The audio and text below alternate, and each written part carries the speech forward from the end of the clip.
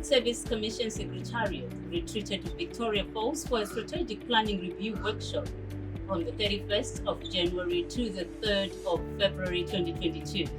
The workshop was graced by the presence of high representatives from the tripartite, that is the Office of the President and Cabinet, Treasury, and the PSC itself.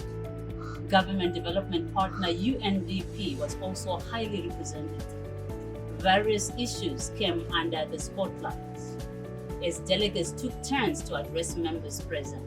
The cohesion in the speeches could never miss the ear as the speakers shared their sentiments on how different players could drop in their expertise in contributing to the nation-building agenda espoused in Vision 2030. We are cognizant of the limited resource envelope provided by Treasury, and each agency therefore has to develop priorities for 2022 informed by the unfinished business from 2021 and other changes and emerging issues from our environmental scan and stakeholder analysis. This has to follow our decision to adopt the program-based budgeting approach that ensures that planned programs and projects are fully funded and successfully completed. Right from the formulation of the NDS1 and our strategic plan 2021-2025 and its annual operational plans, we leaned significantly on our development partners, pointedly the UNDP, who have walked with us all the way this far and who by all indications fully intend to stick with us as we continue with the public sector reform program.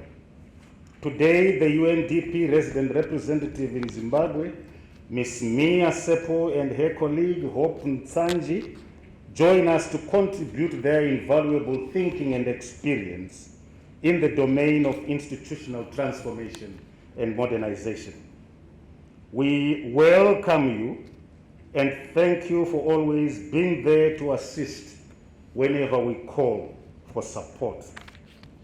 We also wish to extend our most sincere gratitude to representatives of the Office of the President and Cabinet and Treasury, who are both members of the Tripartite Forum, for being with us at this workshop. As programs and projects are implemented, the Commission and its partners in the Tripartite will keep an eagle's eye on performance and insist on realistic individual performance assessment of all officers, which is linked to departmental performance. In keeping with best practice and in the context of the integrated performance management system, all chief directors, and their equivalent grades will be required to sign performance agreements that focus on key result areas and clearly identified and budgeted deliverables in 2022. We believe that what gets measured gets done. And if you cannot see and measure success, you cannot reward it. On the reverse side, to correct failure has to be recognized first. Alongside, or rather integrated into this, is a commitment to the adoption of a new culture blueprint which seeks to turn government ministries and their departments into market-facing and business-friendly entities that work in unison towards the attainment of a common purpose propelled by a whole-of-government philosophy. And we must craft a plan that will ensure that our work in 2022 not only dovetails with the greater national vision, but propels its implementation in the right direction. The work plan that is going to emerge from our deliberations this week should set the tone for the Commission's operations throughout 2022. As the employer, ours is a very lofty charge. We owe it to our employees, our clients, and to those who give us the mandate to to deliver. We owe it to them to deliver what we are mandated to deliver. This places on us a tremendous amount of responsibility, making us a perpetual target of focus from different angles. We have to rise to the occasion and demonstrate beyond any reasonable doubt that we are equal to the task. Being equal to the task means doing our work in the most accountable and effective manner in order for us to keep public services in the highest possible state of efficiency and effectiveness. Our strategic plan captures clearly key strategic pillars that will enable the citizens of Zimbabwe to judge whether we are succeeding or failing. To this end, the Commission is championing a new work culture within public service through the development and integration of a new blueprint to guide transformative service delivery throughout the service.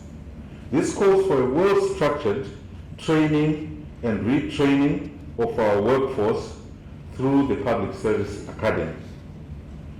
Over the years, there's been major concern that government workers lack professionalism, patriotism, a committed work ethic, and innovativeness, qualities that are essential to effective service delivery. This is what the new work culture seeks to address, to create high individual and institutional performance through a mindset change, resultantly improving public service delivery.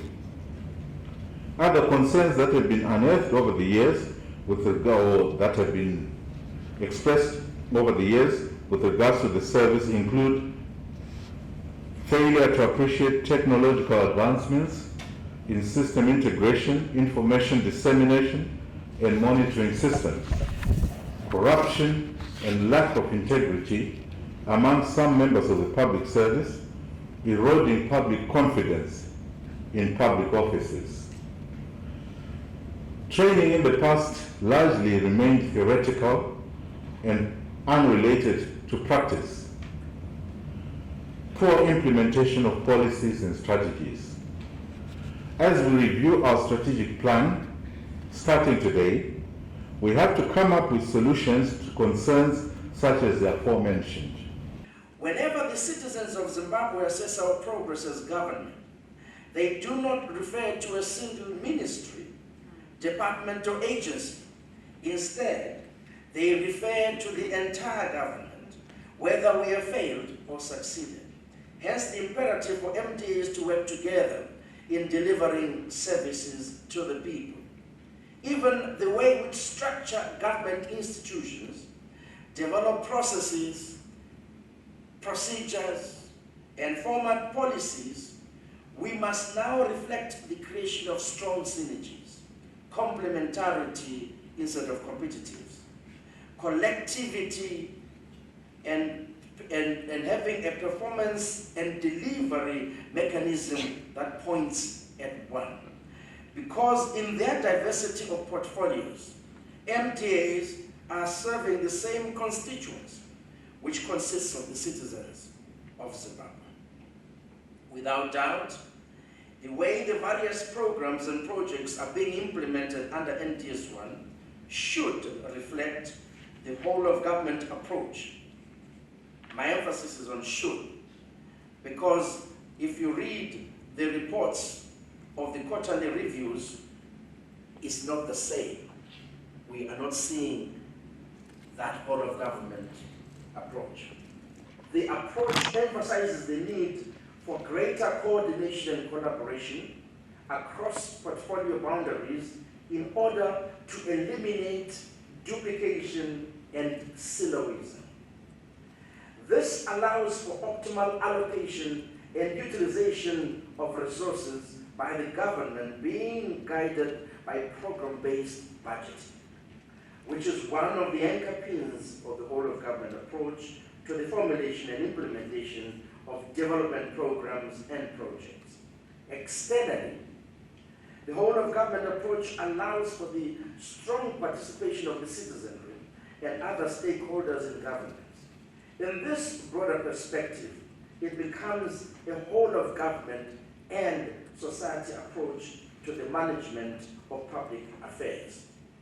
That is why the thematic working group approach in the NDS-1 stresses the participation of non-government actors in the review and the monitoring of the NDS-1.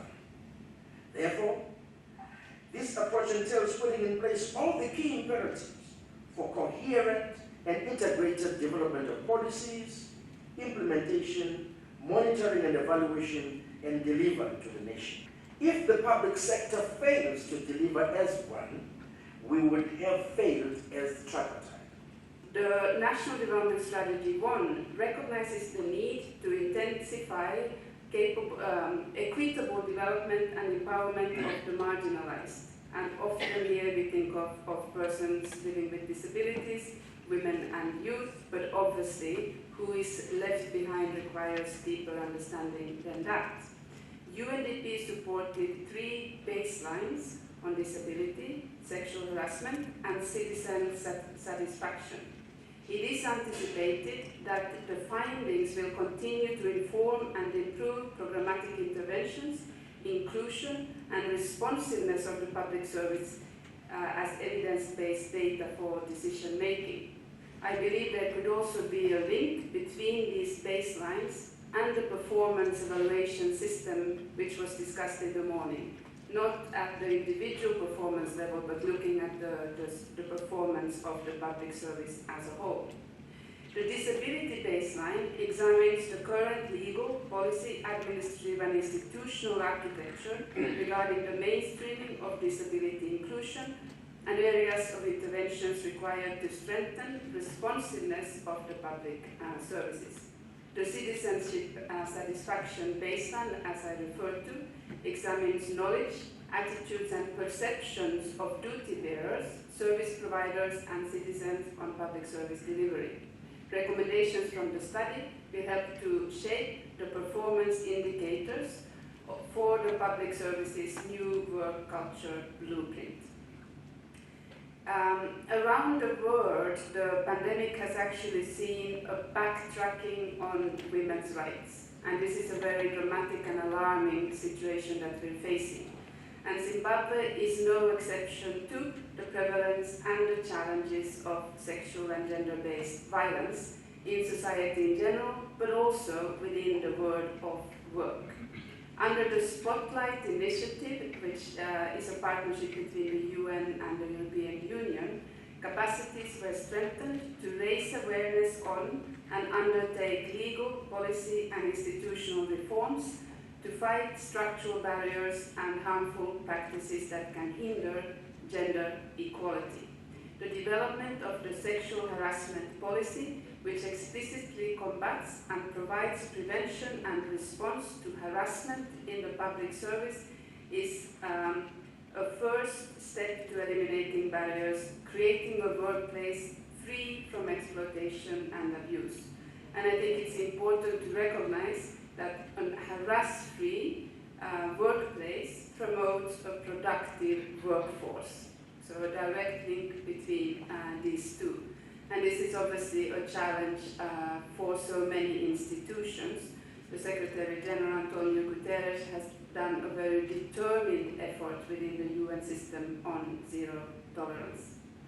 Looking ahead, UNDP remains committed to support the modernization of public service as espoused in the National Development Strategy 1 towards the attainment of Vision 2030.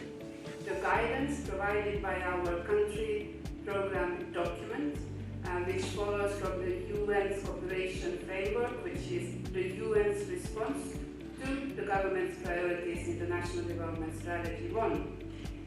Our country program document is agreed with the government, and it places, it puts emphasis on citizen service delivery at the sub-national level, and it is our hope that the modernization agenda will be accelerated at the sub-national level as work continues towards devolution and decentralization. Indeed, modernization at sub-national levels is one of the priorities under the Second Republic's devolution agenda.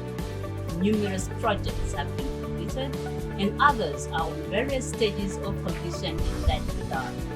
The human resource provider for government, the Public Service Commission, remains a crucial catalyst to the fulfillment of that trajectory.